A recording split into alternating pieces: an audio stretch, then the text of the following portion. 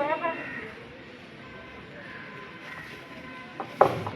जगन्नाथ नमस्कार। आज खबर पढ़ुंट सप्तम श्रेणी छात्री सोनाक्षी नायक।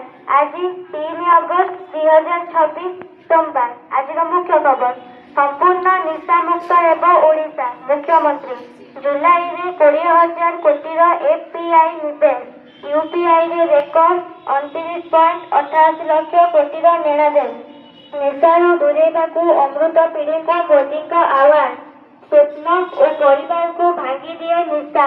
निशा विरोधी अभियान शुभारंभ कले मोदी। जगतगुरु कृपालु विश्वविद्यालय उद्घाटन। आज आसुचंती राष्ट्रपति। इरान उपरे बड़ हमला टळिला। हर्मुज परमाणु प्रसंग में सहमति। ट्रंप को घोषणा पर आश्वस्ति। रिपोर्ट को खंडन कला इरान। संपूर्ण निशामुक्त एवं ओडिशा 100 सप्ताह व्यापक जन आंदोलन घोषणा कले मुख्यमंत्री। निशामुक्त युव विकसित भारत संकल्प अभियान शुभारंभ।